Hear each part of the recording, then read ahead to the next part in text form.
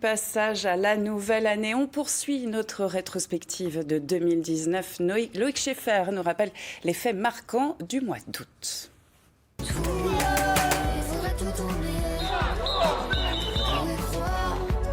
Allez vite ça, c'est un échec.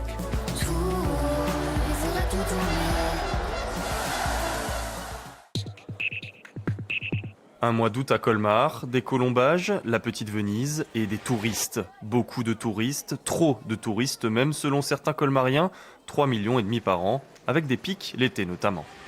En 2018, la ville a même été classée 3e destination européenne. Une fierté. Mais pour les habitants, cet afflux de visiteurs engendre un problème de taille, trouver une place de parking. Là, je suis un petit peu en infraction, mais bon, ici sur Colmar, il faut pratiquement le faire au quotidien. On n'a plus de place pour les Colmariens. L'émission de télé-réalité Chinese Restaurant tournée ici en 2018 n'arrange rien. Les Chinois sont de plus en plus nombreux. Sur les rives de la Loche, certains habitants n'ont plus d'intimité. On a l'air d'être un peu comme des singes au jardin zoologique. Tout le monde vient regarder ce que font les singes. Ils viennent faire des petits coucous. C'est ça qui est gênant, donc on n'est plus chez nous. Quelques mécontents, mais pas facile pour la ville qui doit concilier bien-être des habitants et tourisme, un secteur qui pèse quand même 130 millions d'euros de chiffre d'affaires.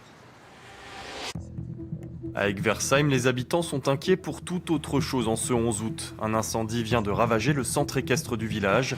3 blessés légers, mais surtout beaucoup de questions.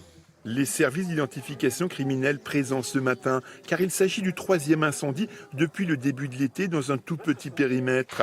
Les faits sont troublants. À quelques centaines de mètres du centre équestre, le clubhouse des associations de foot et de cyclisme est lui aussi parti en fumée le 2 juillet dernier. Et 2 jours auparavant, de l'autre côté de la rue, une ferme maraîchère dont le magasin a été ravagé par un incendie.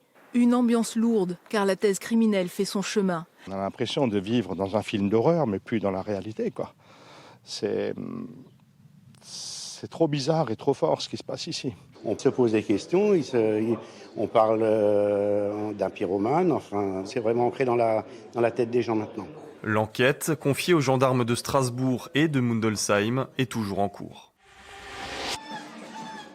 Le mois d'août, aussi le temps des fêtes de rue. À partir du 20, Haguenau devient la capitale du folklore et célèbre les 60 ans de son festival du houblon.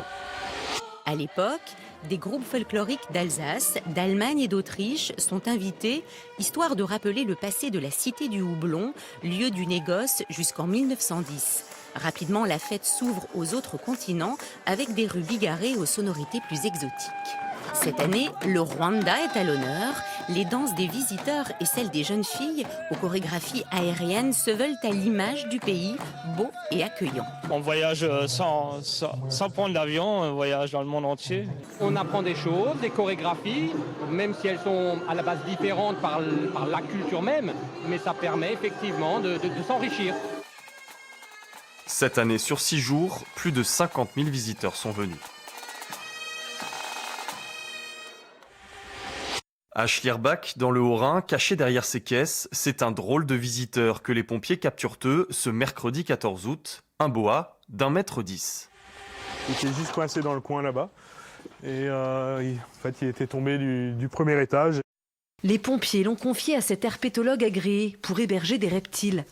Il en a d'ailleurs réceptionné un autre la même semaine, trouvé à Mulhouse. Des boas pas venimeux, mais pas inoffensifs non plus. Le risque, c'est un risque de morsure, parce que certaines espèces de boïdés ou de pitons, ils ont jusqu'à 120 dents, donc une herse qui va en arrière. Et donc, dans la panique de l'animal, il peut faire de blessures assez graves quand même. Depuis cet été, l'un des 2 boas a été récupéré par son propriétaire, l'autre est toujours hébergé chez Maurice Babylon.